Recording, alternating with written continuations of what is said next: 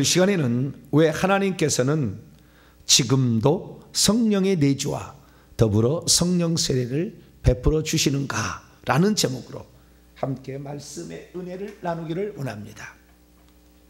왜 하나님께서는 지금도 성령의 내주를 허락하시고 또 성령 세례를 베풀어 주실까요? 어제는 제가 성령 세례 이 사건이 오순절날 일어났다라는 것을 통하여 왜 오순절인가 라는 부분에 대해서 살펴보았습니다.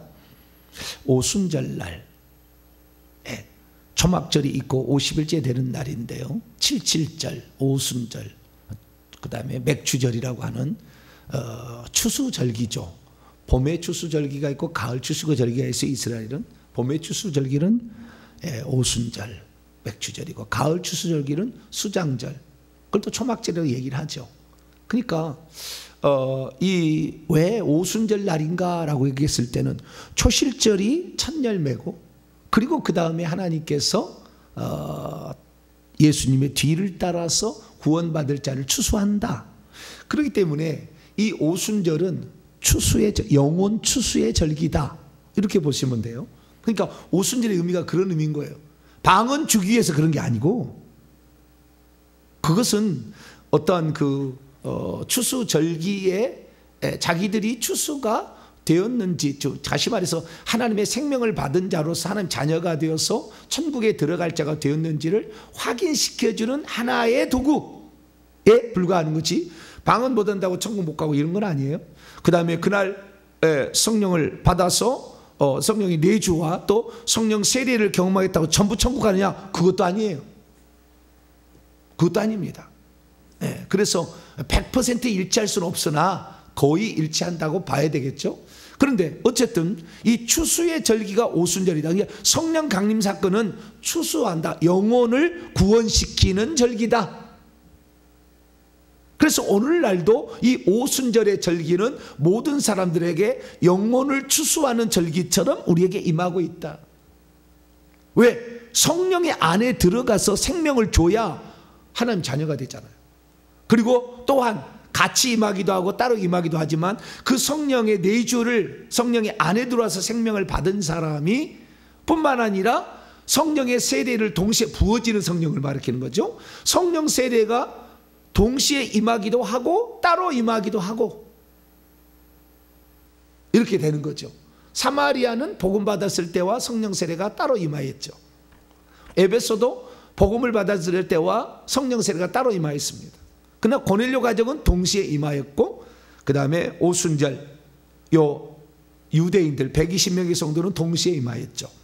그러면 오순절을 그 성령 강림 절기가 결국에 영혼 추수였다, 구원을 시키는 하나님의 역사였다라고 했을 때에 우리가 레위기 23장에도 살펴봤습니다마는 그때 소재 2덩이를 하나님께 바쳤다라는 걸 통해 이 사도행전 2장에 나와 있는 120명의 이 성령 강림 사건은 유대인들의 추수를 가리키는 것이고, 사도행전 10장에 나와 있는 고넬료 가정은 이방인의 추수를 가리켜서 천국 열쇠들을 베드로에게 줬던 것을 끌름으로 유대인과 이방인, 먼저는 유대인에게요, 그 다음에는 헬라인에게로다.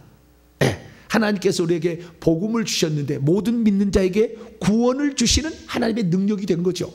그래서 이 영혼 추수가 구원의 역사가 시작이 되었다라는 것으로 예언이 되었던 오순절 예언, 절기의 예언이, 율법의 예언이 성취되었다라는 겁니다.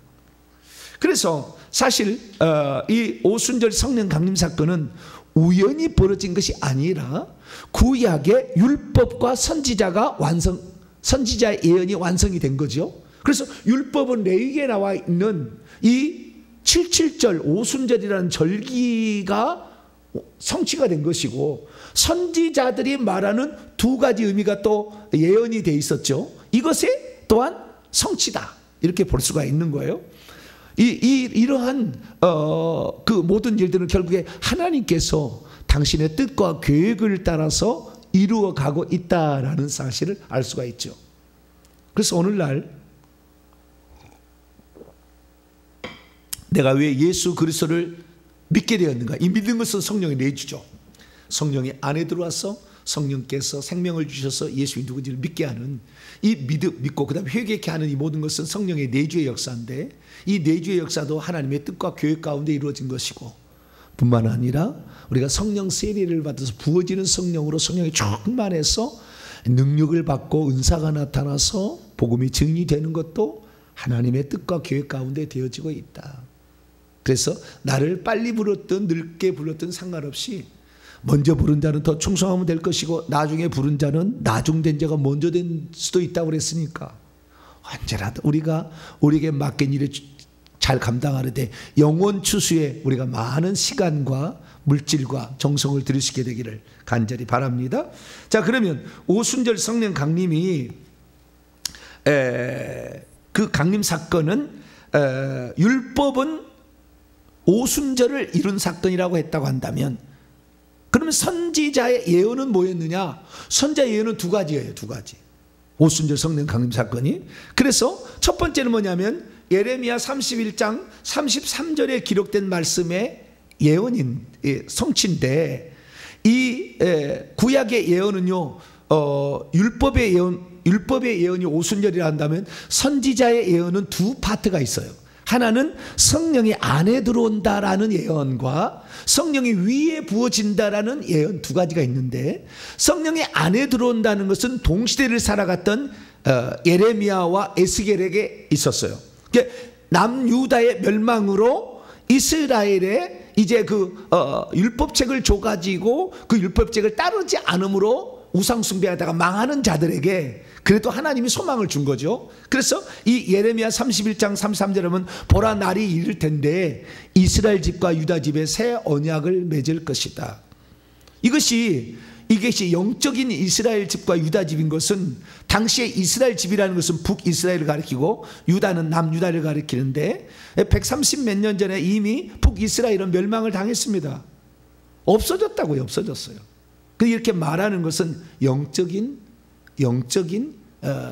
그 성취를 가리키는 것으로 33절을 보니까 그날 후에 내가 이스라엘 집과, 이스라엘 집은 유다 집을 다 포함하는 거죠. 또 이스라엘 집. 그래서 우리는 갈라디아 6장에 보면은 영적인 이스라엘이라고 교회를 표시하죠. 그래서 하나님께서 영적인 교회를 세워서 드디어 그때 내가 나의 법을, 율법을 이제는 생명의 성령의 법으로 바꿔가지고 사람 속에 들어와서, 속에 집어넣어서 사람의 마음에 기록할 것이다. 그래서 분명하게 에스겔 선지자, 바벨론의 포로로 끌려간 예레미야 당시의 선지자는 어떻게 했느냐? 새 영을 너희의 속에 두고 새 마음을 너희에게 줄 것이다. 내 영을 너희 속에 들어서 내 율법을 행하게 하리니 너희가 내 규례를 지켜. 왜? 성령께서 우리 안에 계셔가지고 결국에 우리 안에서 그 일을 할 수 있도록 이렇게 하신다는 거 아니겠어요? 그래서 우리는 이 구약에 성령께서 안에 들어오셔서 우리에게 일하신다라는 예언의 파트가 하나 있는 것이고, 또 한 파트는 성령이 위에 부어져서 성령 세례를 주심으로 기적과 이사와 능력과 그 다음에 이런 그 은사들이 나타나는, 하나님 선물을 주신다라는 측면이 또한 있다는 거죠. 그래서 요엘서 2장 28절 29절 보면 그 후에 내가 내 영을 만민에게 모든 사람들 위에 부어준다. 이 부어준다는 것이 성령 세례였다고 사도행전 11장에 베드로가 예루살렘 교회 고넬료 상황을 보고하면서 얘기를 하죠. 성령으로 세례를 받을 거라는 말이 생각났노라. 고넬료의 집에 부어짐으로 방언하고 방언을 찬양을 하니까. 그래서 여기 보니까 모든 만민 위에 이렇게 성령의 세례가, 성령이 확 부어져 가지고 사로잡는다는, 성령이 잠기는 거죠. 부어진다는 말은 성령에 완전히 사로잠기는 거죠.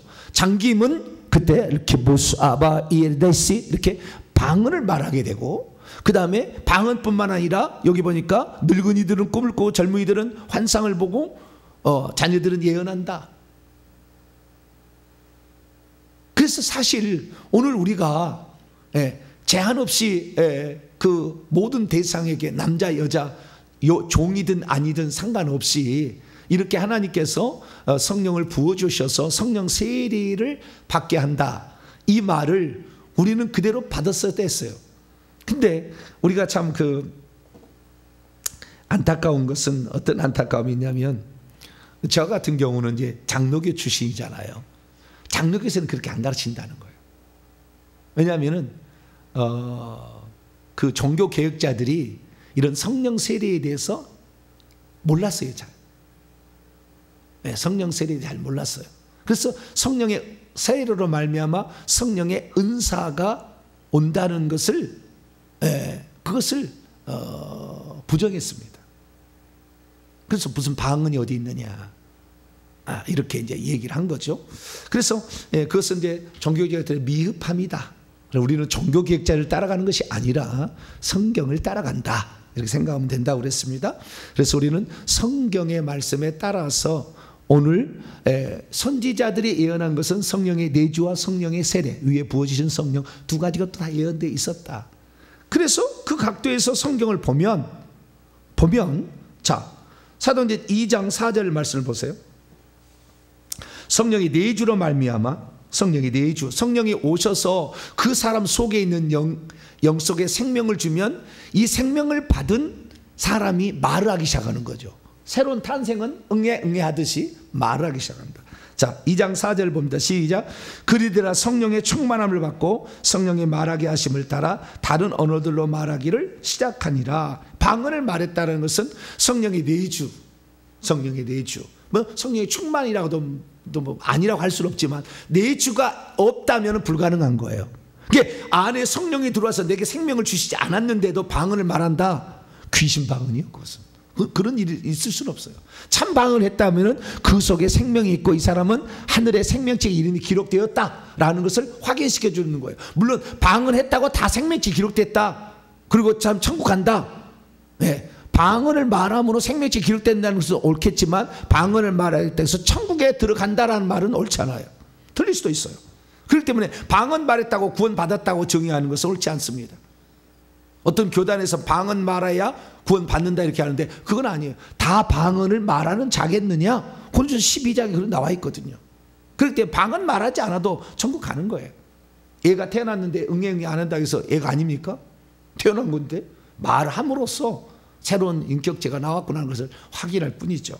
그래서 방언인데 이 방언이 그런 거였고, 베드로에게 이제 베드로와 그 11사도 더불어서 나머지 109명이잖아요. 이 109명의 일반 여자들하고 뭐 예수님의 또 형제들하고 다른 일반 평신도들이 같이 성령을 받은 거죠. 안에 들어오신 성령을 이제 받은 거죠. 안에 들어온 성령.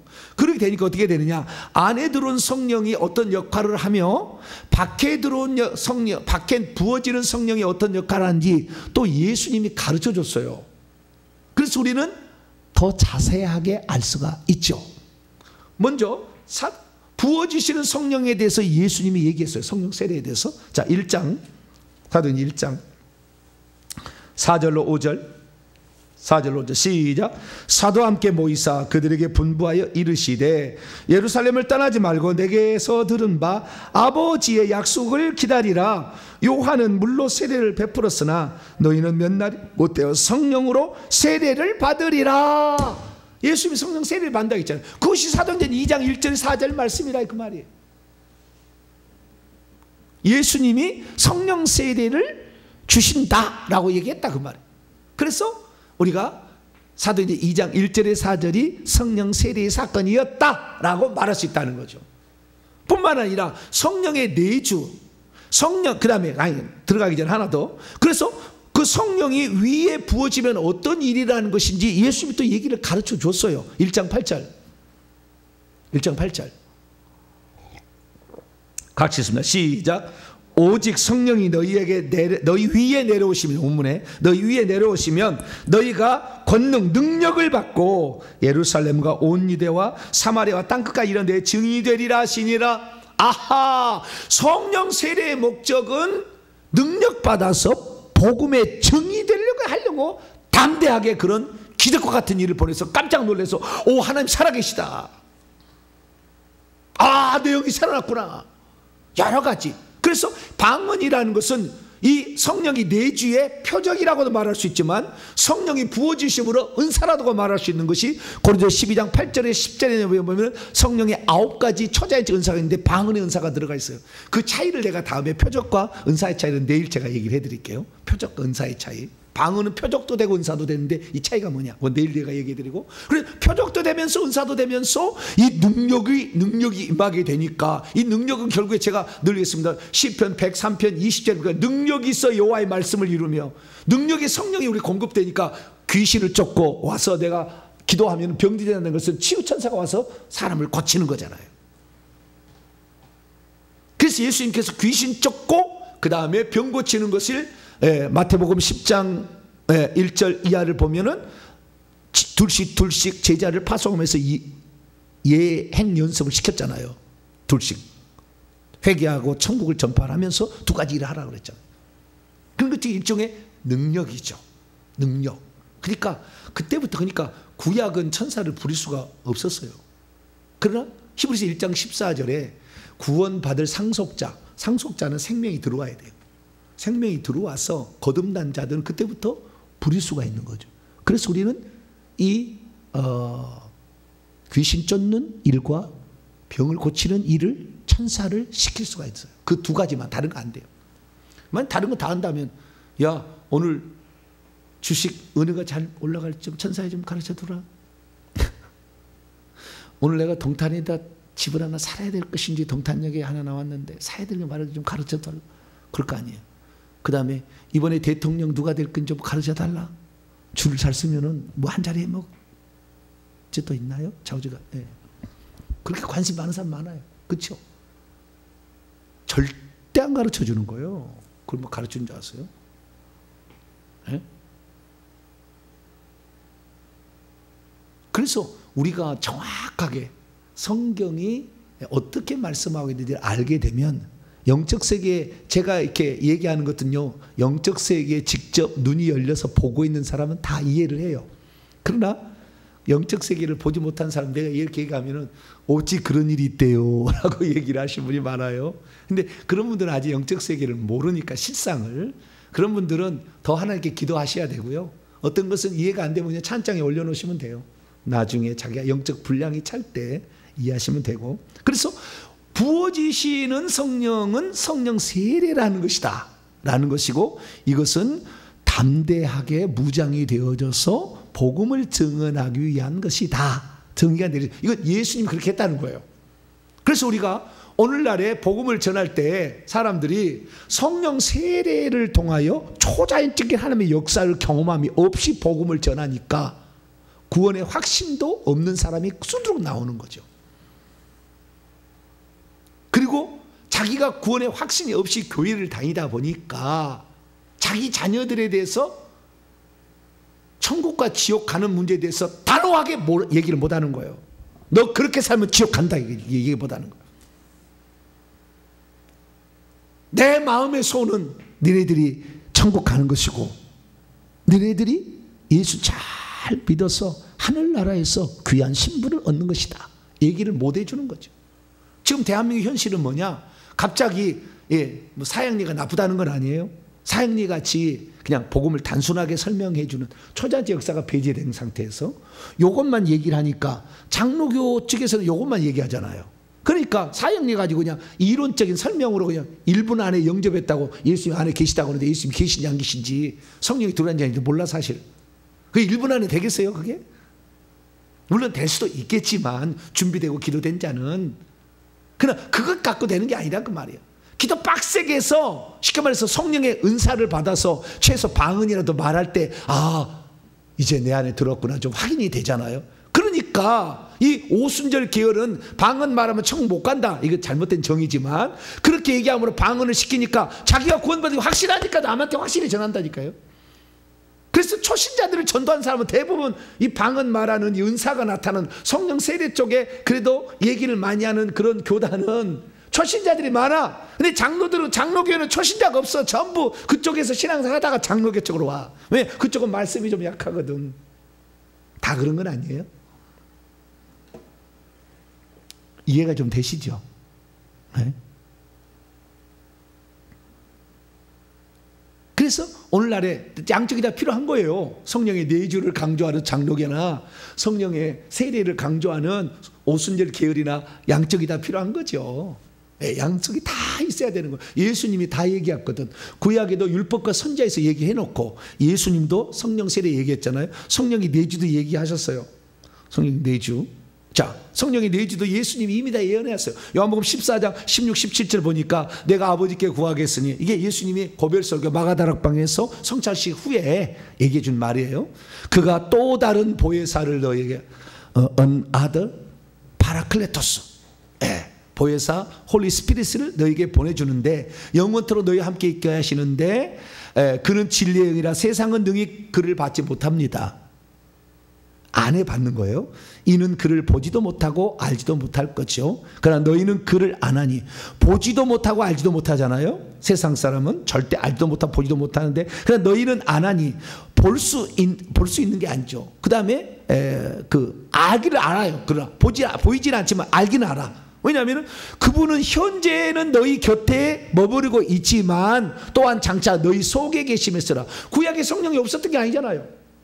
예수님 당시도 성령이 없었던 게 아니요, 있었어요. 곁에 지금 머무르고 있는데, 현재는 머무르고 있는데 너희 속에 들어올 날이 올 거다. 할렐루야. 이게 구약 시대에는 한 사람도 모세나 다윗이나 무슨 에스겔이나 에레미야 단 한 사람도 성령이 속에 들어간 적은 없었다 그 말이에요. 다 밖에서 말씀하시고 이렇게 하셨다는 거예요. 그래서 우리 속에 들어오셔서 우리 속에 들어오신다는 이 성령의 내주의 예언을 우리 예수님께서 이미 또 하셨다. 할렐루야. 그런데 그럼 내주하시는 성령이 하시는 일이 무슨 일이냐? 그걸 또 말씀해 주셨어요.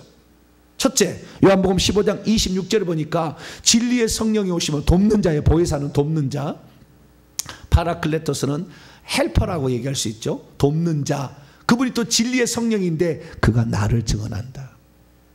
성령이 오시면 예수님이 누군지, 메시아가 누군지를 분명하게 가르쳐 준다.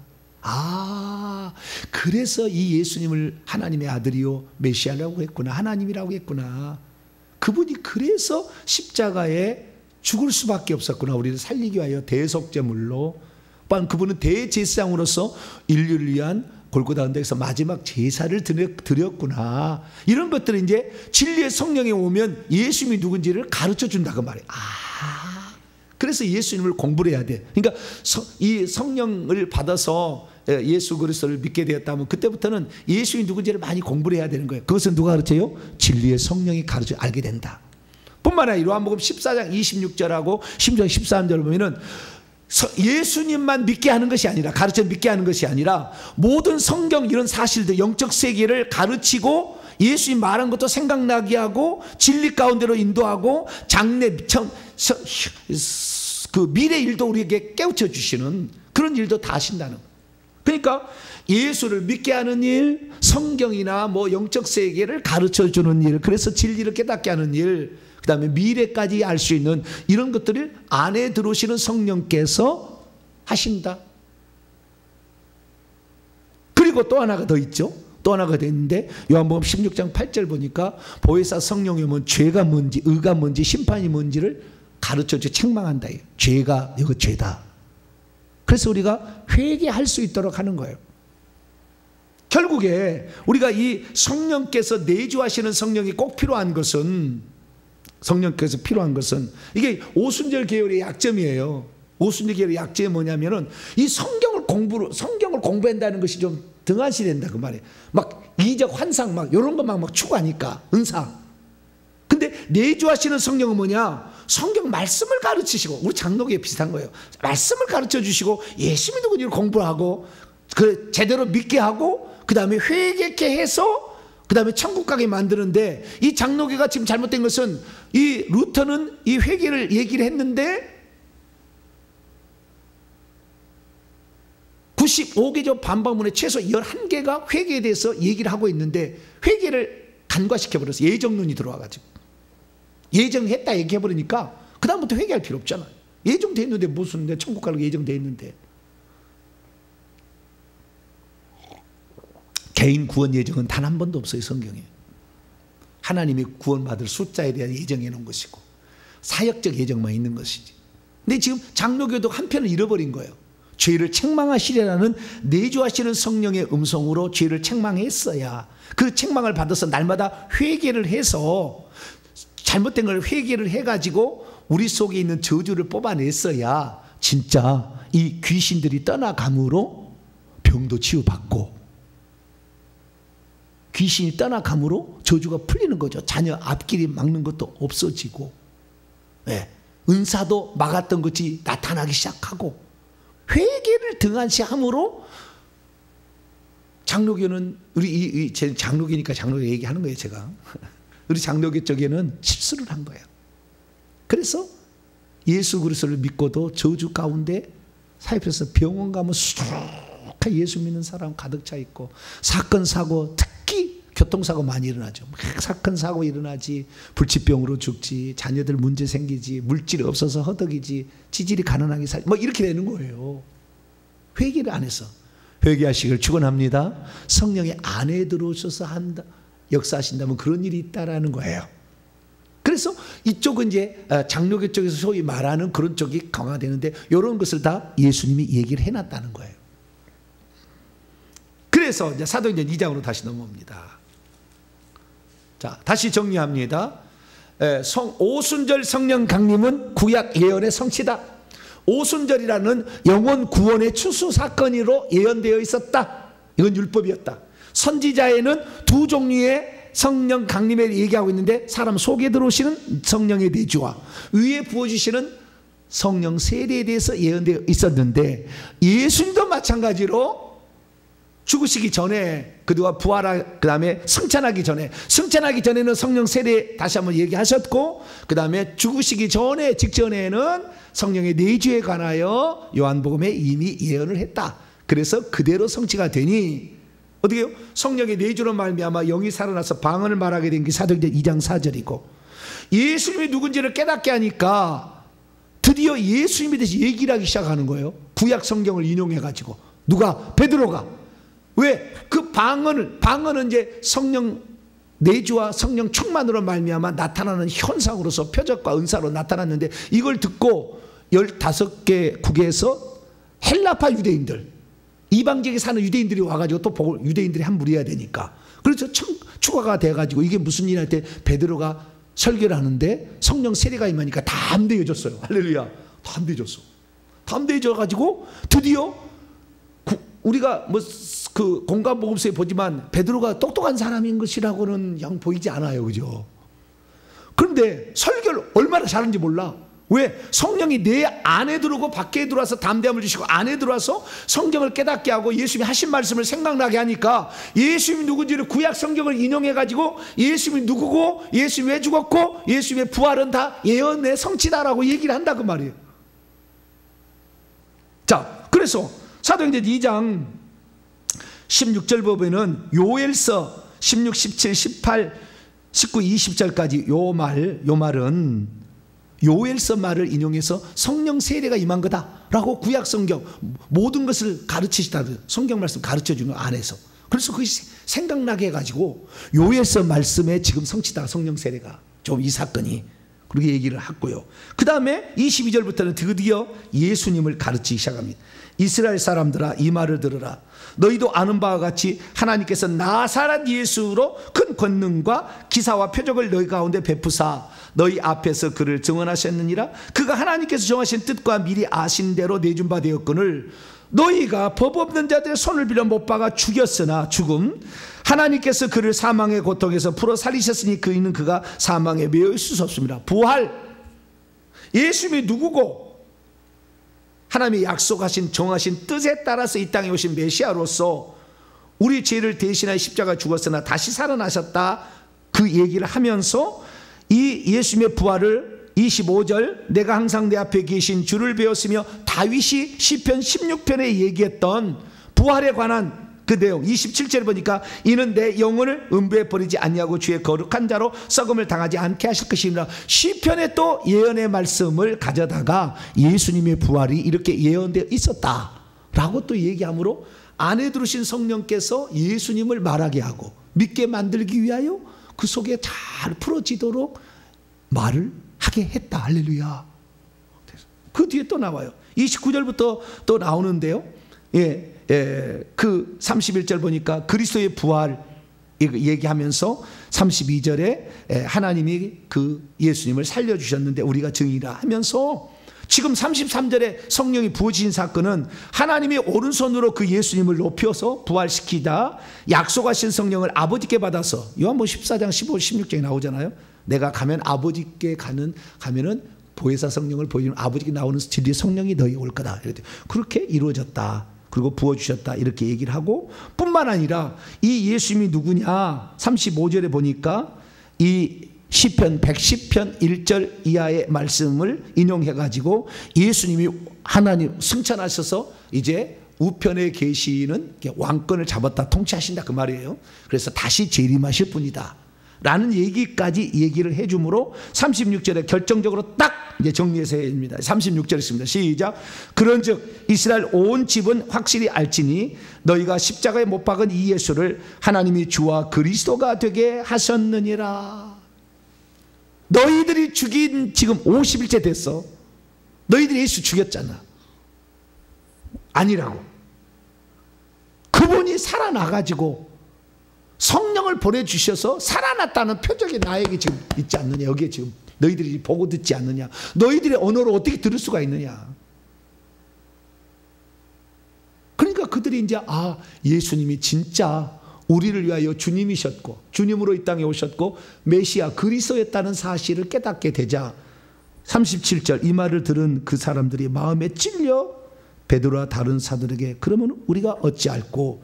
그랬더니 38절 예수님이 이 땅에 보내신 목적, 그것은 성령이 안에 들어와서 하시는 일이 뭡니까? 회개하여 각각 예수 그리스도의 이름으로 세례를 받고 죄사함을 받으라. 그러면 성령의 선물을 받을 텐데, 이 약속은 너희나 저 멀리 떨어진 사람이 다 똑같이 가능해서 결국에 40절 이 패역한 세대에서 구원을 받으라. 그래서 구원받는 역사, 안에 들어오셔서 성령이 예수님 누구인지를 가르쳐 주시고 회개케 하신 다음에 그 사실을 깨닫고 회개해서 예수 그리스도를 믿어서 구원받는 역사가 시작이 되고, 이들에게 다시 성령 세례가 부어짐으로 복음의 증인이 되어서 나가서 복음을 전파하게 되니, 이때 가입한 사람이 누구냐? 바나바, 그 다음에 스데반, 헬라파 유대인들, 이때 가입한 거예요. 히브리파 유대인들은 예수님의 11 제자 가룟유다 제외하고, 그렇게 해서 이방인 지역에 복음이 증거되도록 헬라파 유대인들이 나가서 복음 증언하는 거 아니에요. 할렐루야. 엄청 그들이, 그래서 누구냐? 바나바나 스데반을 소개할 때 나중에 사도행전 보면은 성령이 충만하잖아요. 딱 소개하고 있어요. 성령이 충만한, 성령 세례를 받아서 복음 증거한다 이거죠. 그때 사도들은 뭐 했느냐? 성령 세례를 받으니까요. 43절입니다. 사람마다 두려웠는데 사도들로 말미암아 기사와 표적이 많이 나타났다. 이게 바로 뭐요? 성령 세례의 표적이잖아요. 복음을 증거하라고 능력과 은사들을 주신 그 놀라운 역사. 그래서 결국에 이 또 베드로는 3장에 넘어가면은 치유의 기적이 나타나서 나면서 못 걷는 자 나사렛 예수 이름으로 걸으라 해서 또 40세 된 그 남자를 걷게 하죠. 그래서 복음이 증거되었다. 그래서 정리합니다. 왜 하나님께서 지금도 우리들에게 성령의 내주와 더불어 성령 세례를 베푸시는가? 예수 믿고 구원받고 다른 사람도 전도 안 하고, 한마디로 예수 믿고 회개하여 천국 가고, 회개가 그다음에 예수 믿고 회개하여 천국 가고 세례 받아서 복음의 증인 되라고. 지금도 그런 거예요. 우리가 부족한 것이 있다면 저처럼 이렇게 하나님 말씀을 조리 있게 얘기하는 이런 분들의 도움을 많이 받아서, 내가 왜 이 성령 세례는 어떻게 부어진 거지? 정확히 알아서, 예수님을 알아서 언제라도 말을 들려줄 수 있는 준비를 하고 하나님의 살아계심을 체험해봐야 담대한 증인이 되니까 성령 세례 더 강구해서 복음의 증인이 되는 저염 되시기를 간절히 바랍니다. 거룩하신 하나님 감사합니다. 모든 것은 하나님의 약속이고 이 약속의 성취였습니다. 주여, 오늘 우리들에게 부족한 것이 뭐가 있나 살펴보고 성령의 내주, 성령의 외주, 성령 세례를 우리가 정확히 알고 또한 우리가 성령 충만을 받아서 나도 구원받고 복음의 증인이 되는 저희들 되게 해 주옵소서. 우리 주 예수 그리스도의 이름으로 기도하옵나이다. 아멘.